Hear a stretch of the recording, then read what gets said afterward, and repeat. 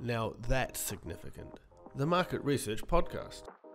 Hi there, welcome to another episode of Now That's Significant, a market research podcast. This is your host, Michael Howard, the head of marketing at InfoTools.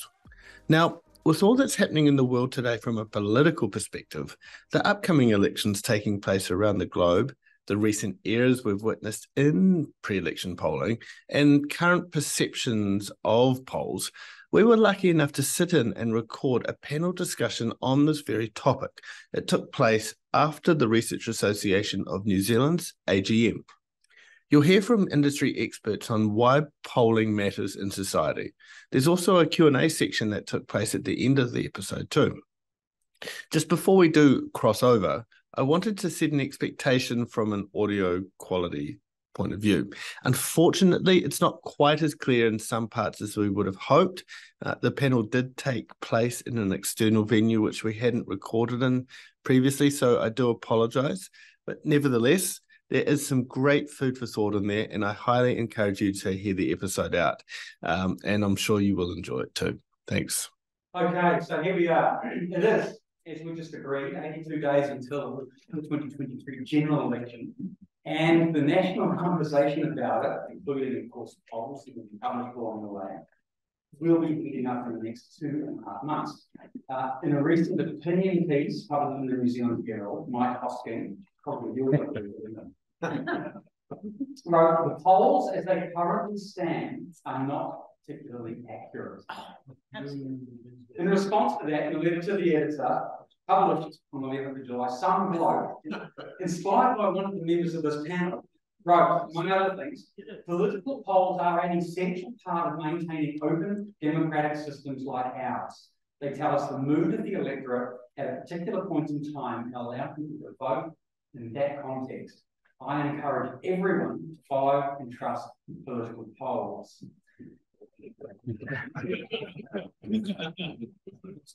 As I said, I was inspired by one of the members of the panel. We pay them. Which raises the question, and I'll ask it as pose it as a question, why, and this kind of assumes that it is so, why are political polls a vital part of the democratic process? If anybody believes that it isn't, you must feel free to share that with us. To discuss this, let me introduce our panelists tonight. Representing the pollsters, founder of Curia Research, pollstered the Prime Ministers and Opposition Leaders, straight from your website, David Farrar. Representing academia, Deputy Director, Healthier Lives National Science Challenge, Associate Professor Honorary, Department of Waipapa Kaumātaro, the University of Auckland, Managing Director of Insight Analytics, and co-author of Understanding Public Opinion Polling in New Zealand in May this year, Andrew Spall. Now, the date was based that until 24 hours ago, it wasn't going to be Andrew on this panel, it was going to be Nicole Satterley, a co-author of that paper. Unfortunately, they were in the meeting together, got cold, she got a cold and could not be here tonight. So 24 hours ago, I made a call, and what about it, Andrew? And he said, yeah, sure, I'm up for it. So this is very short notice, and I just really appreciate it. And representing the fourth estate, with NZME working on the business desk team's election coverage, focusing on political parties' policies and plans to address issues facing New Zealand, Felipe Fonseca. Encourage you to go to business desk and read this guy's stuff. It's really cool. I've got a question based on some stuff I read today. And finally, in the neutral point, actually, I'm not sure Research Association founder, Baseline Consultancy, RANZ Life member, and RANZ Political Polling spokesperson, master's degree in geography, graduating exactly the same time as me, with exactly the same degree, but a lot better marks. Okay, I've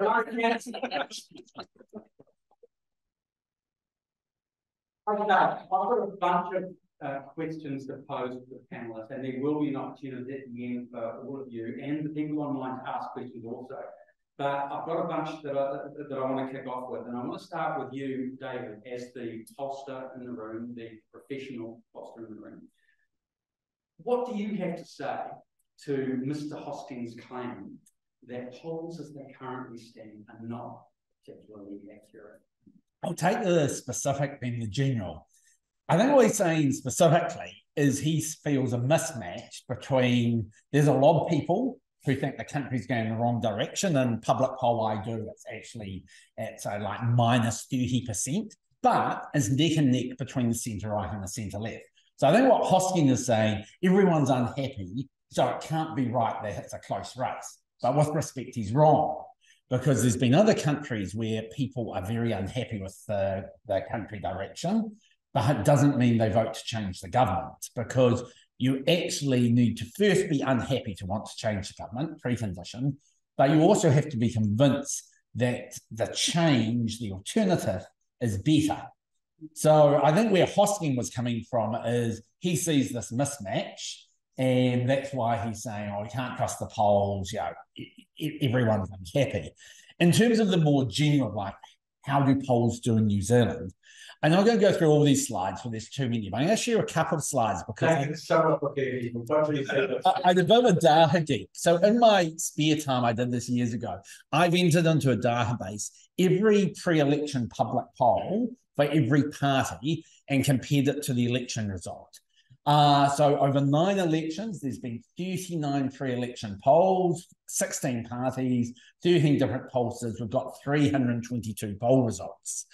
And what we've got, I'll just show you the first one and then I'll skip through to my summary, is the average absolute error per election you can see up there. So it's ranged from 2.2 to 0.8. That's pretty good. 2014 was exceptionally good, but you don't see anything there which says, massive misses. To be fair, this is for all parties, including some of the smaller ones. So it's not just, the 3% margin of error is for results of 50%. But there, now I'll just then flick through to the last slide. You can see proportion within margin of error by party. You can see which party, the average skew per party, for each polling company, how many they got right, the absolute error, even breaking down for each company, average error there. Again, none of them particularly huge. The last two I'll just do, because look, if you say this party's going to get 1% and they get 2%, yes, that's outside the margin of error. It's not particularly relevant to the election outcome. Basically what people want from polls is who's going to win the election. And when you look at the history there over all that, with really just a couple of exceptions, the polls have generally told you, yep, this is what's going to happen. In 2005, there were a couple where it wasn't clear. That's where National and Labour were just 2% between them, etc. And again, in 2017, there were a couple where it wasn't quite clear there. But overall, that's a pretty good record. So my overall take is it's a good record. Part of this, though, is because we've got MMP. Well, if you have a 2% polling error, that's 2 seats difference in Parliament. If you're in the US or the UK or Australia, that 2% error could be 20 marginal seats. So to some degree, we can relax a bit because with the MMP system, small errors, in a really close election, and this is looking to be close, will be important, but when it's a pretty big gap there, it's not going to change the outcome. 2020, the polls were out a fair bit, but for those who don't know, I poll for lots, but I also poll for national. And in the last 2 weeks, you don't just ask people how you're going to vote, but you say, have you already voted? And if so, who did you vote for? If not, how likely are you to vote? And I saw in that last 2 weeks, of those who said, I have voted, only 25% were saying national and over 50% Labour.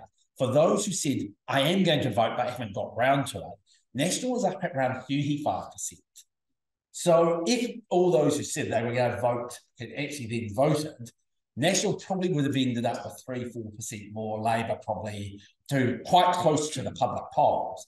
But what happened, and I've done some exit polls on this too, is simply National voters just thought, this is bad. People love Jacinda, and I've got Saturday sport. I just, and really, the election's over. I don't need to vote, because again, half the country had already advance voted. It is worth saying, though, like, as a pollster, it gets harder every year. 25 years ago, my God, I wish I'd practiced then. Everyone had a landline. Everyone was at home at 6 o'clock. There was no internet to disrupt people. Now, response rates are hard. We go for mobile phones.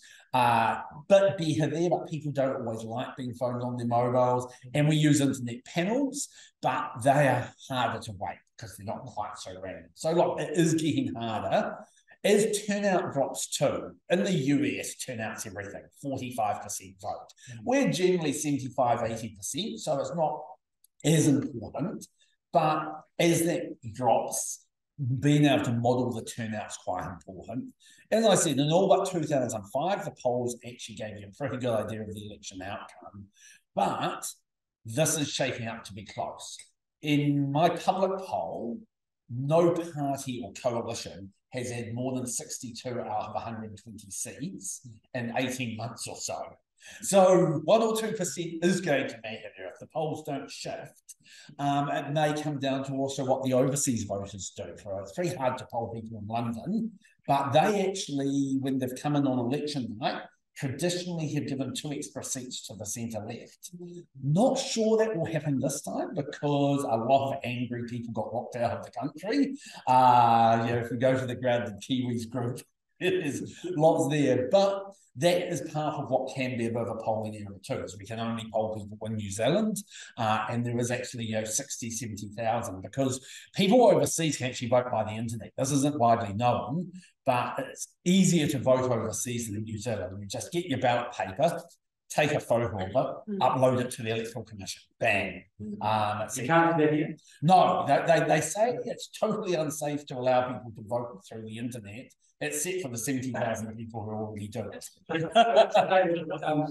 sounds to me as if that's a great message for Mike Hosking to understand. And let me just throw to you, Murray, because what Mike Hosking was saying in that article is that he didn't need the political polls because he had a feel for what was going on and he got just listen to me.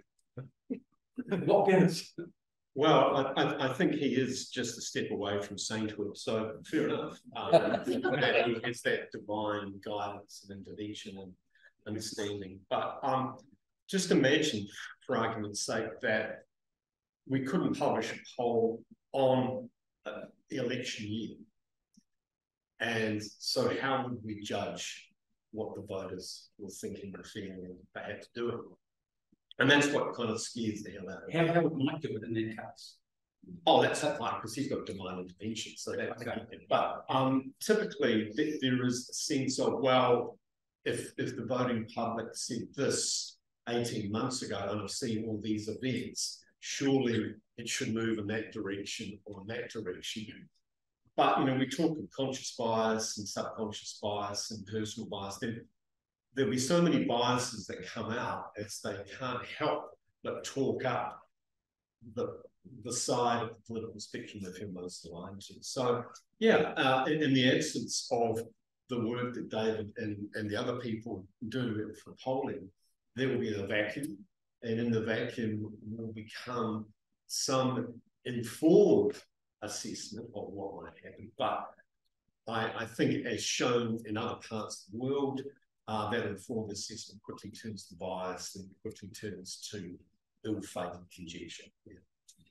Andrew Murray mentioned there bias and grab the mic. And in the paper that you co-wrote with Lara and Nicole, bias is one of the many sources of error in sample surveys. Do you want to give us the Reader's Digest version of what you covered in that paper what was important. I hope I'm not putting you on the spot here. No, you are putting me on the spot a little bit. That's fine. Because I teach this stuff, so hopefully we can talk.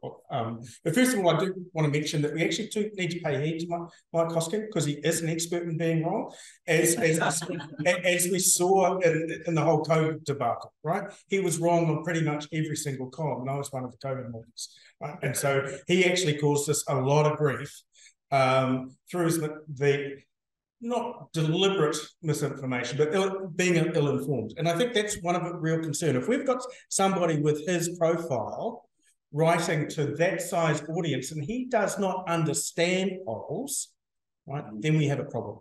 We all have a problem. Democracy has a problem. The polling industry has a problem. Politicians have a problem. I think that is for the leader about that. Yeah. So, okay.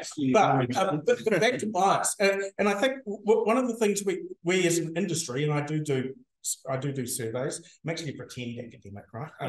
I'm not actually employed by the university, but is that we have to be a little bit more open about the limitations of what we do.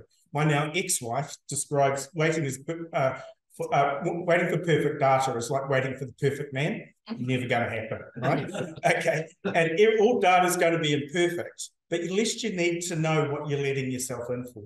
And I think as an industry, be it pollers or surveys, we're not necessarily upfront about the limitations of our study and the polls that we do. That is particularly important as we're moving away from processes that are less transparent. We all know a certain poll where you actually have to sign up to their email in order to get their methods, for example, but run by one particular outfit. But as the methods get less and less transparent, right, I think it's incumbent upon us to be more and more open about the inherent biases. And I'm really pleased that you mentioned that, Dave, about the issues of doing work online. It's harder to rate. Communicating that's quite tricky. But it's going to be more important as we're moving into the MMP environment, where what is actually going to determine the government in terms of the marginal seats are the very thing we are really sucky at polling, and that's the multi-electorates. Right, and we need to be able to communicate to that people. We are giving them the best information possible, but there are limitations. Right, and this is how we're addressing those limitations. But even despite the limitations, they're producing fantastic results, like you mentioned. Actually, I'm going to borrow your idea and get some student to update that after the next election. So you mentioned understanding, and I think one of the things that we want to do as an association is grow the public's understanding of political polling so that we grow the confidence of the public in political polling. And I want to throw a challenging question to you, Deleva. Just back on the Mike Hosking thing, good mate of yours. The cynic in me wants to, so actually no, kicking the cynic into touch. I want to read that article that Mike Hosking wrote and believe that he wants to genuinely inform the public. But the cynic in me keeps saying, no, he just wants to get clicks. And he's just saying things that he may not actually believe, but he wants eyeballs on his newspaper. Is the cynic in me right, or do I need to put the cynic to bed? So what you're asking is, are journalists just going for clicks with these? Kind of was, yeah. I know it's a tricky, challenging question.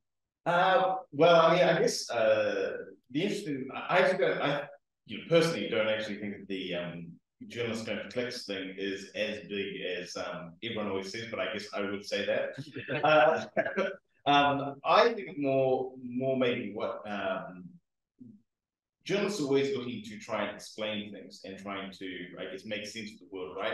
Storytellers, and they're trying to interpret, a lot of things that they're saying. So my, I guess, charitable interpretation of what Mike Hosking is saying there is probably similar to your own, is that he sees a particular thing amongst the people that he's talking to, and he's trying to square up a sort of, why aren't any of these polls, moving, in any direction despite all the stuff? And to be fair, I think there's a lot of journalists, political journalists and others, who in some ways are wondering kind of a similar thing. This is in many ways,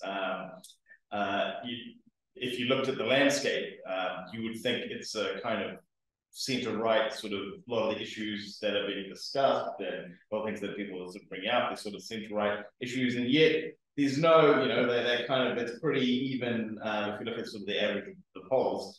And so what is our story to explain that? So we might go out and talk to people and try and understand what it is and try and, marry up the narrative.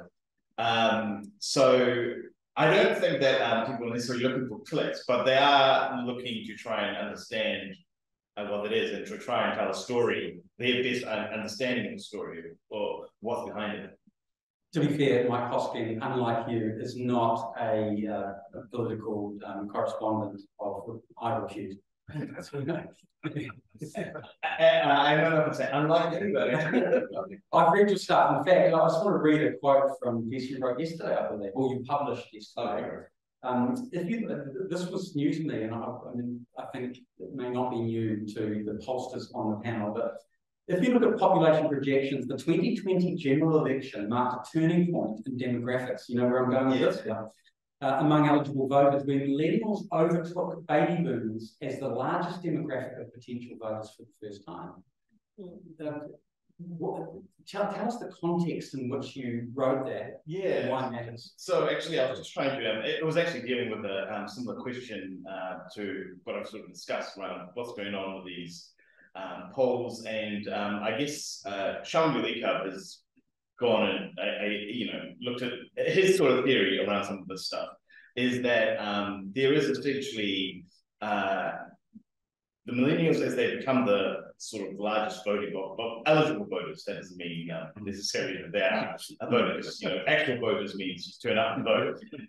So like eligible voters, but it's different from past generations in the sense that they're almost equal to kind of, there's other generations that are almost equally as big.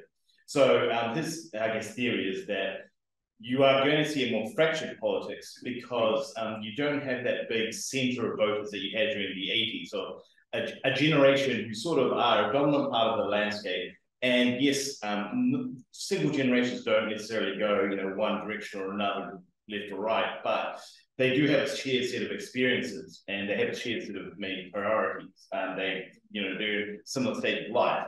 And so his point is that it's going to be more difficult for those big 10 parties like National Labour to actually reach across and get those kind of big vote totals that they're sort of used to. So every time they try and take a stance, they'll leak out votes the other side, and that's perhaps leading to a more fractured kind of politics. Maybe more support leading to some of the smaller parties. And so I guess that's an example. Maybe that's an explanation for the story. And his actual, interestingly, I think what he says about the 2020 election was although that was the time when those voting demographics sort of changed, that was maybe not a good example of that, because actually you had people united on the kind of COVID issue. And you may not see that in the future election cycles. Murray, I want to pick up on a couple of the things that have been mentioned here about getting people to understand and have confidence in the polls. And I thought you were going to be busy this week, and I now know you're going to be busier than I thought you were going to be, because you've got two radio interviews lined up this week to talk about not windsurfing, but political polling. Exactly. And I know, I know about one of them, and I'll ask about that specifically, but then I'll get you to tell us about the one that's happening tomorrow morning. Yeah. The one that I know about is Reality Check Radio. Exactly. You've got an interview with Paul Brennan on Thursday, yeah. 11:30, and it is a right-leaning online radio station. And you made a comment to me about why you thought it was important that we are represented there. Why? Well, it's interesting just listen to David's comments. It's what we're about is polling the opinion of people who actually vote. Not everyone age 18 who can vote, but polling the opinion of those people who will vote. And typically, we could be pretty sure that if they wanted to participate in the poll, they were going to vote. And for 2 elections, I did the 7 Mara elections as well, and that was a decent challenge with Mara TV. And you hear a lot of people saying, "Oh, I don't want to vote. I just don't want to encourage them," and they wouldn't participate in the poll. Now we've got the reverse, and I think we sensed that during Trump's first election victory, that there was a bunch of people, particularly in the Rust states, who didn't participate in polls, but they voted. And that's my concern here, particularly with, sort of amazing fragmentation of people's opinions and where this sort of information that influence them during protests at government house. That New Zealand typically outdoes itself in fragmentation. So it's super important that the people who no longer trust mainstream media can still trust the polls that mainstream media pay for. That's it in a nutshell. I want to reach out and hopefully still give confidence to people who have lost trust in mainstream media that the polls are still worth participating. That's it. And the other interview you're doing is tomorrow morning, right? Morning report. Yeah. So tune in at 5:45 a.m.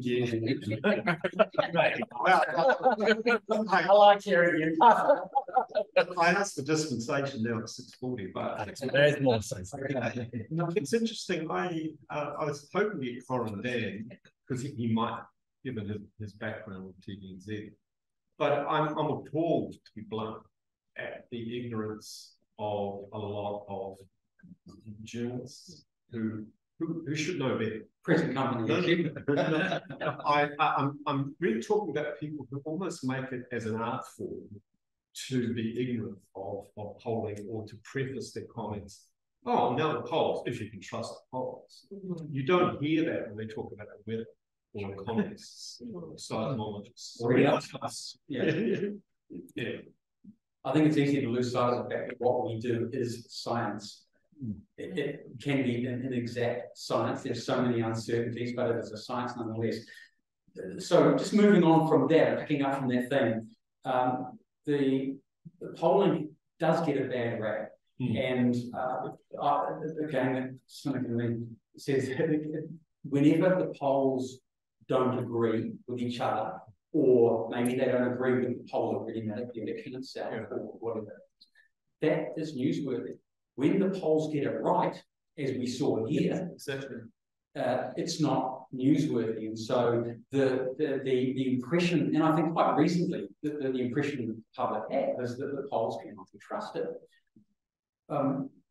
What can we do? And I'll open this up to anybody with ideas. What can we do to increase the public's confidence in polls? Well, one good thing I think the Herald's doing, and other media maybe too, and this is partly actually though because they're cheap, is the Herald would do their own polls. But now what they do is they do a regression analysis of various analysis of an average of polls.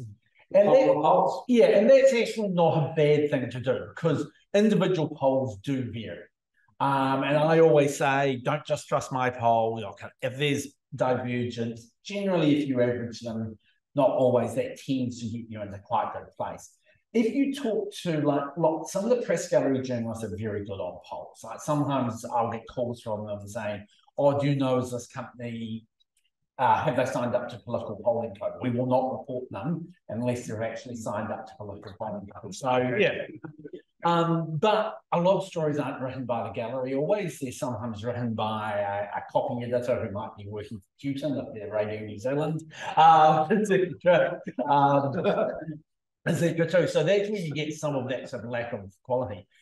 I think there was an interesting point Andrew made about we want to own up to the uncertainty in the polls and the potential for error, but also still have people think overall you can trust them. And what the Māori seats, which you were talking about, difficult to poll, I'm actually doing them for Māori TV this election. To be frank, it terrifies me because they are so hard to do.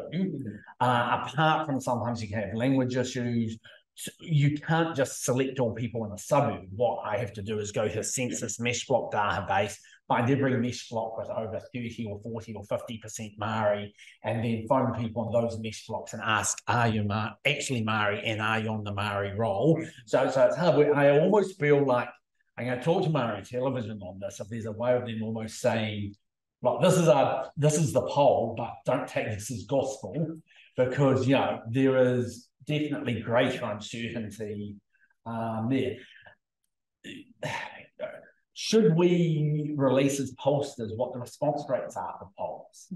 That would own up to uncertainty, but the New York Times recently said that for every, I think it was 150 calls, they get one person take part. They've got 0.4% response rates. If we started to publish that, we're not that bad. Will people just think, oh, this is rubbish? 150 take part. They won't worry about weighting or stratification or anything of that. So I think it is a challenging balancing job about acknowledging uncertainty, and there's a lot of error beyond just pure random sampling error.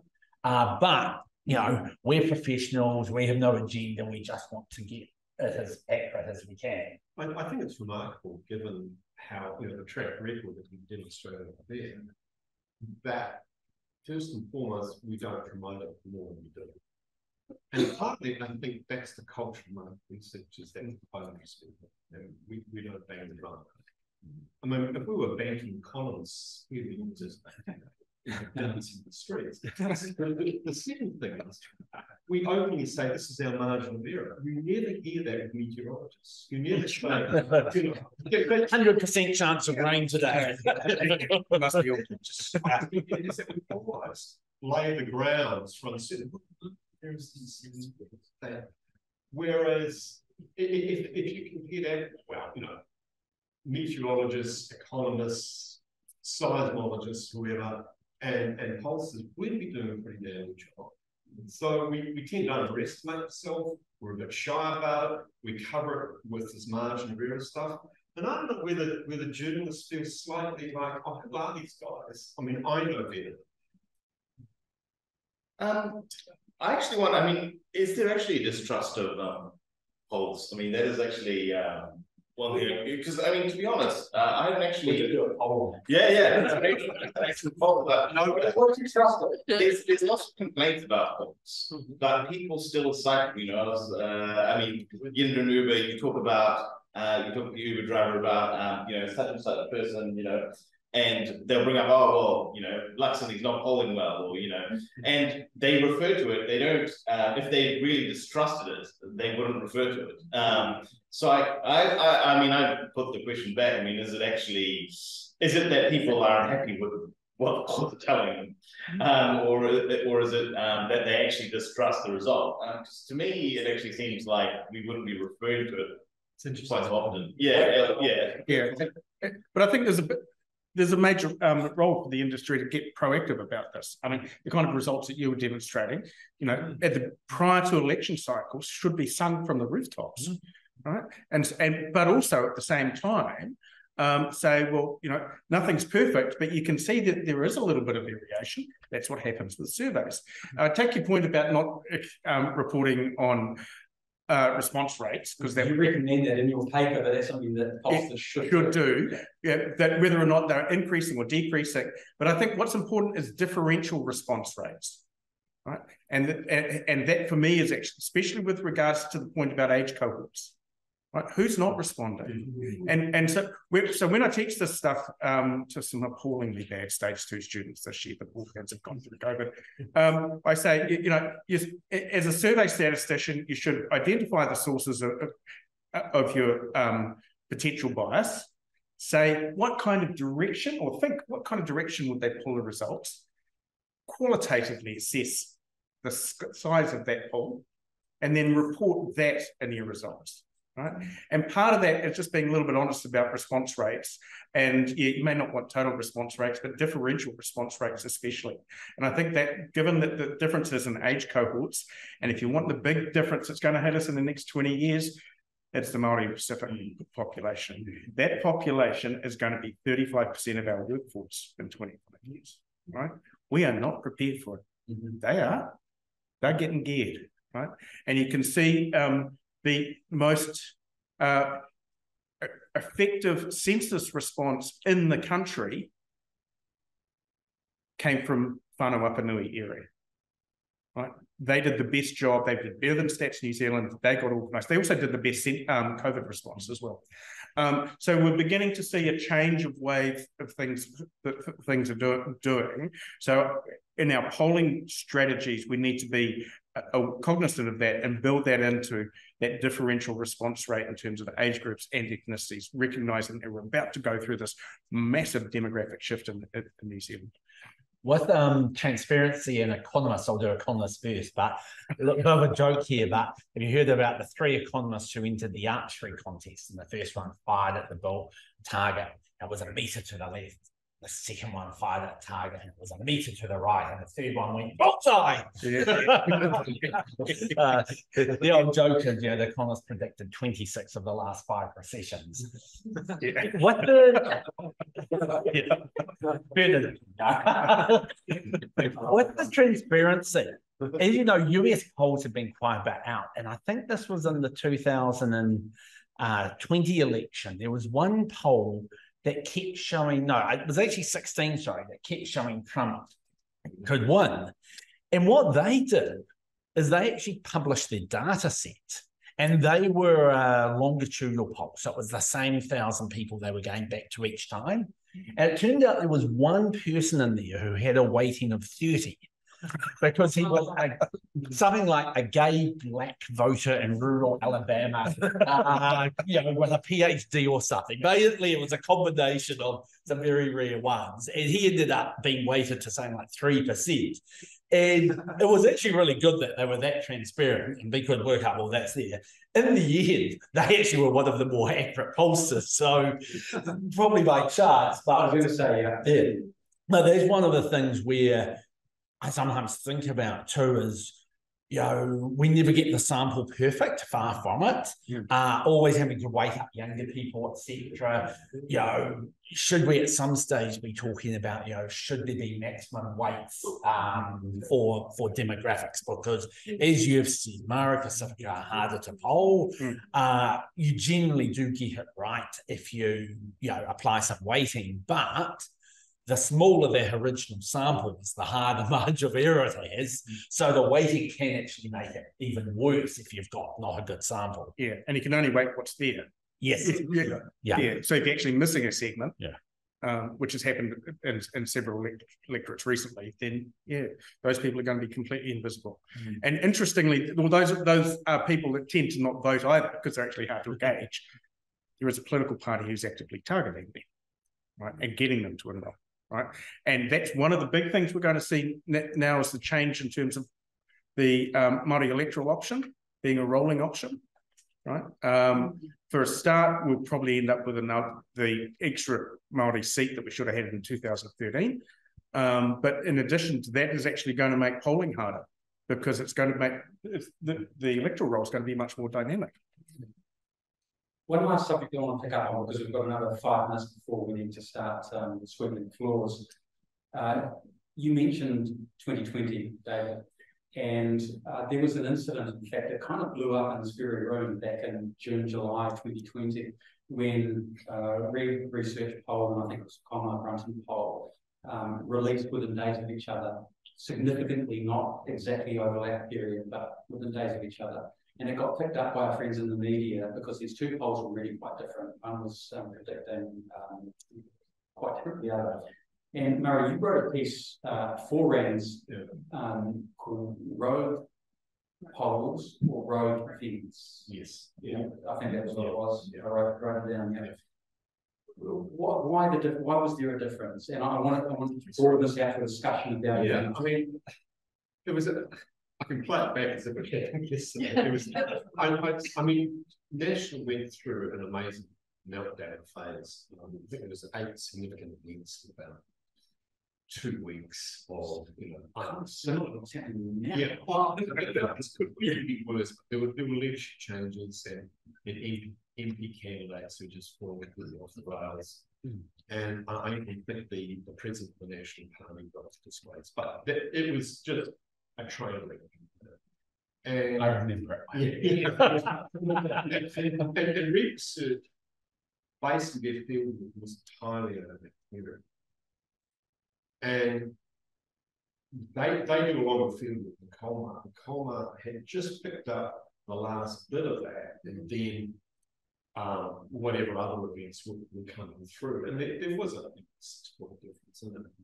I think Jerry Brown, when the 3 News poll came out, he just said it's a right result. Boom, and a lot of people took hold of that, including some people at TVZ, and I just kind of tried to unravel what had happened. And ironically, you know, the result that the National Party got, which I think Reid recorded 26%, was pretty much what they got on election night. And I just think it's sometimes in those fast-moving, intense periods of political uncertainty, political opinion can change faster than you think. When I first started polling, wait for it, 1989, 88.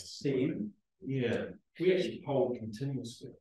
We interviewed 250 people a week, continuously, 48 weeks. And then we upped it to 500 a week, all telephone in the early days, of telephone interviewing. And we were blown away by how far or how significant political opinion could shift. And we published it as a moving average, not criticised by the established policies at the time. The policies raised up until it intersected their stuff, and it was exactly the same. So, 2 points.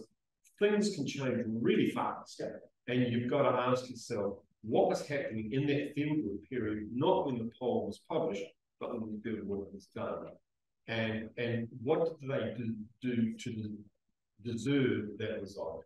And at that time, National deserved to have lost quite a significant share of result. That's my long story for sure. It was great. I was going to go on that because David also mentioned the actual election and the differences between the polling leading up to the election and the election itself. And I think you mentioned that there was maybe it was not enough of the pollsters were asking, have you already voted? I'm not sure what the methodology was there, but even if you've asked, have you already voted? If those who say they're going to vote don't vote, that changes the result. You've always got turnout and also what the undecideds do, because you always have that. One of the things I always do after each election is I re-poll everyone who took part in the last 2 weeks, and we just ask 2 questions. Did you actually vote in the end? And did you vote for the party you said you were either committed to or leaning? And you'd be surprised. There is, you know, it's not a huge number of percent, but it's always a couple of percent who say they did change their mind. And for the last election, there was quite a lot who said, no, like in the end, I just didn't vote. So that's, polls, not, I shouldn't say garbage in, garbage out, but is people telling you what they're going to do as opposed to what they've done. There was a really quirky thing that happened in 2020 because of COVID and because of pre-election day voting and postal voting. The proportion of people who voted 2 weeks before it was twice as high as it was in 2017. And what happened is that, and for 2 of the 4 main polling companies, they didn't ask the question, have you already voted? So they just asked the question, if the election is held tomorrow or yesterday, who would you vote for? And they're thinking, well, I've actually already voted. So do I have to vote in 2023? What's that about? So the don't knows actually went up 3 percentage points in the last week. Anyway, it's cool. Yeah. And the trouble with asking, though, I mean, we did ask, have you already voted? And if so, who? People are generally a bit more happy to tell you who they may vote for than this is who I did vote for. But they regard that as quite sacred, some people. So that introduces a bit of a complexity too. Yeah.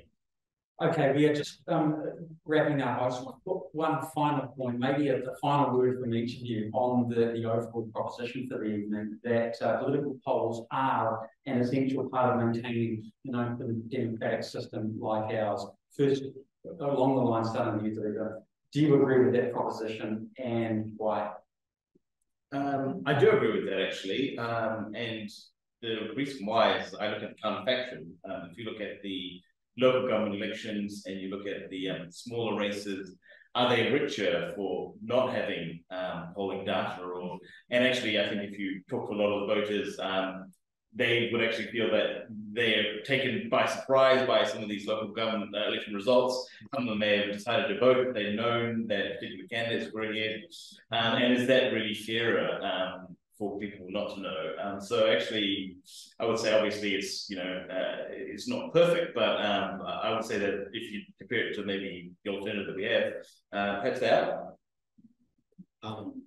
Yeah, 100%. I agree with that proposition. And the main reason is I have worked with pollsters in the Philippines and Argentina, and sometimes in Egypt. And in the first two countries, they brought in polling, it was the Roman Catholic Church who brought in polling to hold the military dictatorship to some level of account. Because the political system is so corrupt that no one knew what the public opinion really was until they introduced some independent political polling. And that to me is, I mean, you could say, well, New Zealand's a million miles away from that, but it was like a litmus test. Protect what we've got. Political polling is an important voice of the voting public. We shan't. It's a great counterfactual to go along with this one right there. Look, if you had a country where you ban publication of political poll, all that will do is the parties are still going to poll. In New Zealand, as I understand it, Labour polls daily, or were. National, when they were in government, poll weekly. So what will happen is you won't have independent, reliable polls. It's not to say their ones aren't reliable, but what you'll get is leaks. Favourably, this is a good one. You still get that occasionally, but you have the public polls, which you can balance that against. So it would almost be the worst of both worlds, in that the political parties would have huge power because they would actually know the true situation, but the public wouldn't. Thank you. Andrew, thanks to offer us. Yeah, well, I see polling as a really essential element to not only democracy, but also in terms of the public good side of research, because it is putting information from the people back to people. And part of that is, in order to maintain that faith, is to be there's an opportunity to be a lot more proactive and transparent about the quality of the work, what goes on in behind it, and the robustness of the results. And as somebody who is an astute observer of the polls, I don't think that's been done enough. And if that opportunity was taken, I think we'd have a lot more faith in the really high quality polling industry that we have here in New Zealand. Fantastic. I'm actually going to have the last word, because I'm going to pick up on that theme to say that what we do as an industry is one of the most noble industries, I believe, because we're in the business of helping humanity understand itself so everyone can be better served. That's my way of describing what you said. So, just wondering what you think the impact of all these very small, niche, radical parties that we're seeing for the first time will have on the polling? I found it quite interesting because some of these small parties have had almost no media publicity, yet their leaders have turned up in preferred PM at 2, 3, even 4%. So they are having public meetings around New Zealand. They have their Telegram channels, etc.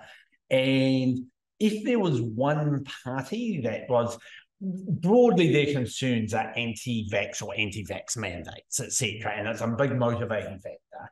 They probably could make 5% if there was one party, but let me tell you, they all hate each other. You've got Brian Tamaki and Sue Gray and Leighton Baker and Mackin's got Democracy NZ, and they merged together, but two of them are demerged now, etc. So, and they're also partly competing with New Zealand First and New Conservatives who are there too. So there could be very high wasted vote this election.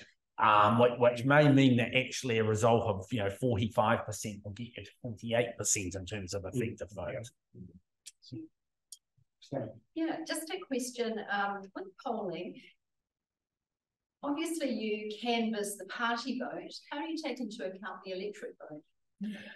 For our New Zealand-wide polls, we don't ask electorate votes because it's not particularly useful. In a poll of 1,000, you'd get 30 people per electorate. So that's not there. When we do electorate polls, we ask the party vote first, and then we ask the electorate vote you get higher uncertainty because most people have a fair idea of the party they support, but people like to actually know who are the candidates. So undecideds tend to be 10% for party vote, up to 30% for electorate vote.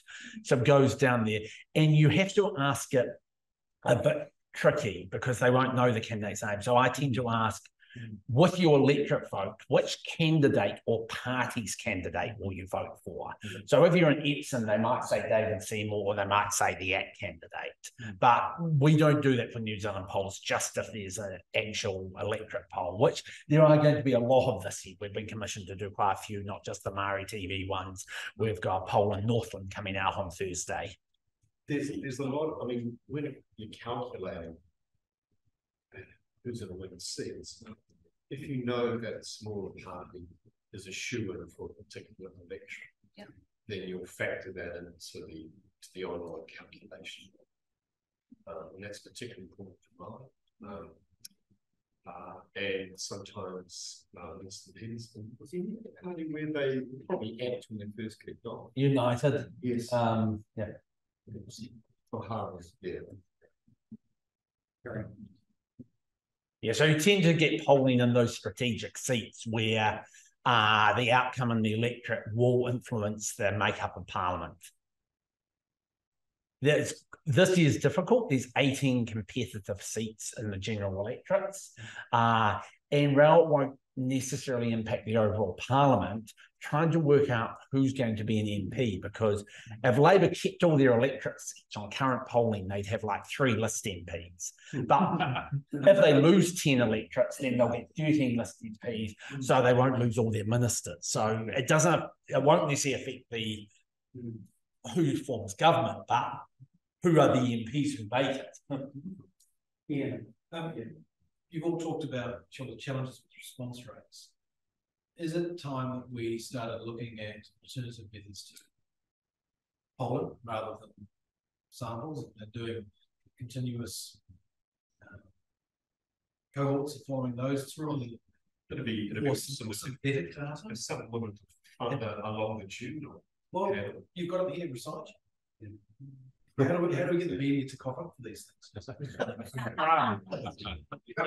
The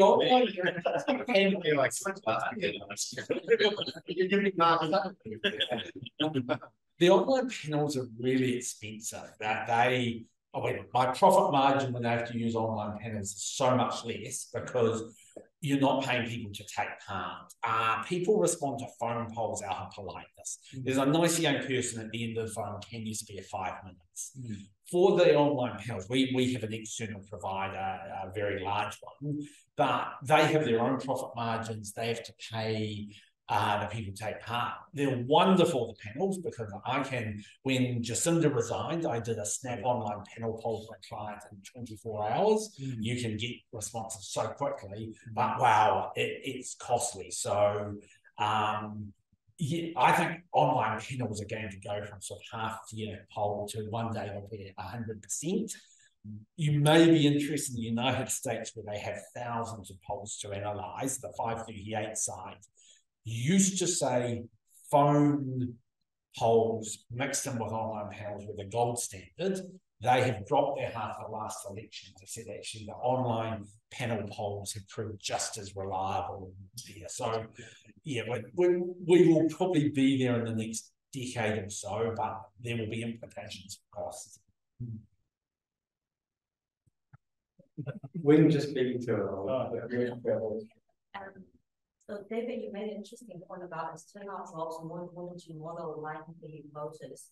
I just wanted to hear more about it. How would that work in reality, especially as Stats New Zealand were talking about potentially using administrative data for future census? And then also another point that Andrew touched on about some of the non-voters that are likely to be young people and the ethnic groups, certain ethnic groups. So I just want to know how you envisage that could be. There's 2 ways you should try to model the likely electorate. The first is you just ask a question. We normally on a 0 to 10 scale, how likely are you to vote?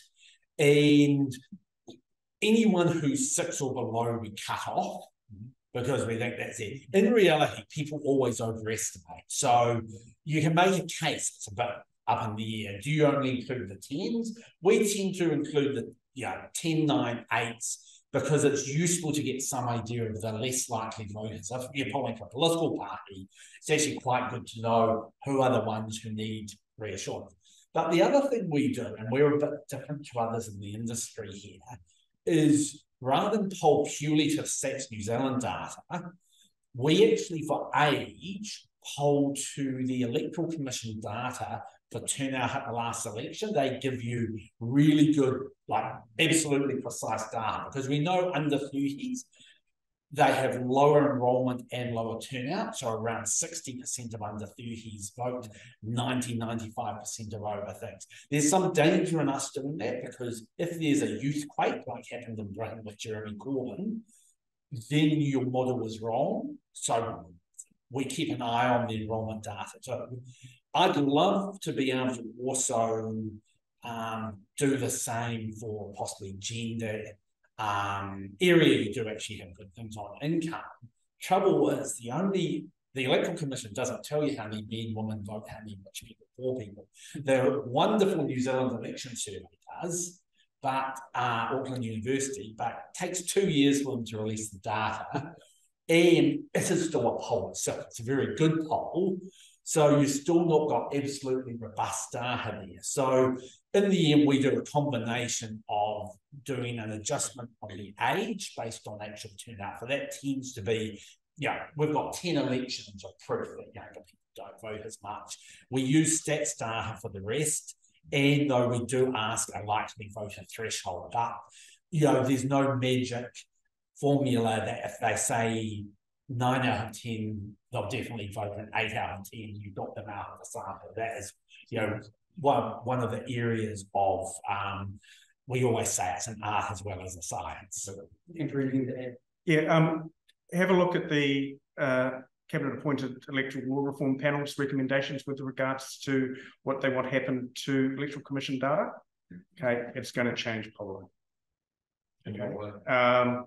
Well, especially for political parties, because they're recommending restricting access to the master roll, for example.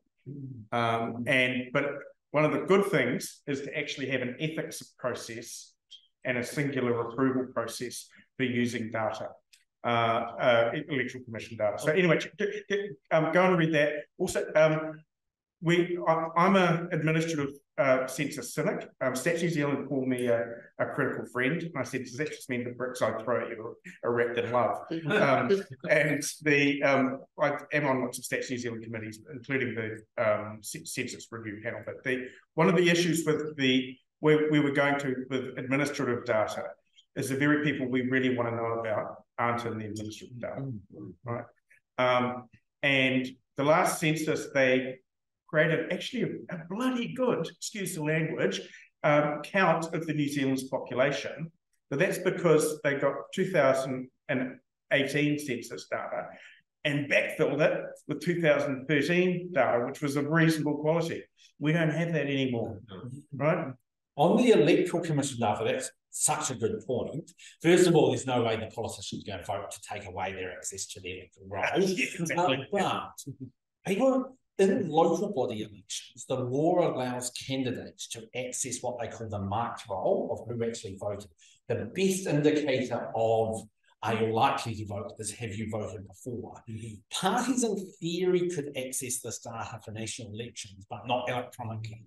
You'd have to send 70 people along to the 72 different scrutiny of the rolls and have someone sitting there for 5 days in each of them, marking off page and line numbers and then entering it into their database. It has been done once and it was really, really expensive. Yeah.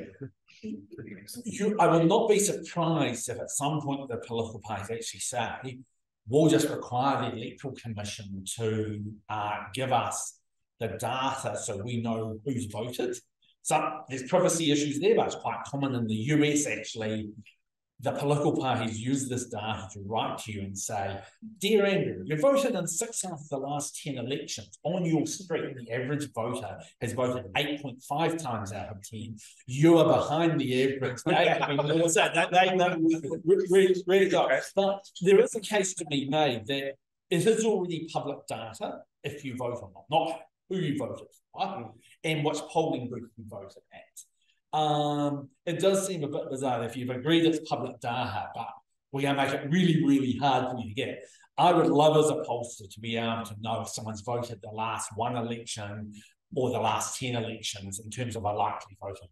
That's why I think the electoral commission should be the central polling agency. Just a joke. We've got time for one. We actually haven't got time for one question, but we're going to take one more question from Ollie since you've been so patient. It was kind of goes back to your original publication from Mike Hosking, actually, like, are the polls right now accurate? And my question is, the data you showed earlier showed incredible accuracy. What would that look like if you only took polls from 90 days out? Because I feel like the polls at the moment may be more an opinion poll as opposed to a prediction poll of the actual election. And are we still so far away from the actual date that he may have a point? I haven't. These are only as the final pre-election poll, as long as it was done within 3 or 4 weeks of the election for each pollster. So I don't think it's. You need a lot more polls if you wanted to try and say, were there polls a year after? Because things change. So they're not meant to be accurate. You can use that to see if there's a systematic bias. So if Colmar, Brunton, Cantia, Ventia or something, always has national 4% above requisitions. That sort of analysis you could do. I always say, they're a snapshot. But even if you average them out, actually what's important is the trend. All the polls, as I've said, the last 18 months, this is why I'm quite confident in them, have actually shown it's very close and competitive. There hasn't been a period where, so you're talking 100 polls or so, or 30 or 40 over that period there. So I think the key thing you can get by looking out is, was there a period where a party was rapidly dropping? Since the last election, it was the 3-4 months after Chris Luxon took over from Julius Collins and National got restored, and then the cost of living crisis hit. You saw great churn. Since then, it has been really, really close between the two. So, I think you've raised a really important point. In as far as the polls that are published right now, and certainly in the months before that, they should never be seen as a prediction of what the election day result is going to be. We purposely say, if an election had been held today, or tomorrow, or the next day, who would you vote for? It's not a prediction of what's going to happen in 6 months' time. And to David's point, it is just a measure of the trajectory, stable, negative, positive, depending on which political side you're in. But that just blows me away when some journalists say, so that's your prediction for the election day? No. Anyway, thank you. Believe we're going to do that. Okay, we're going to absolutely call it.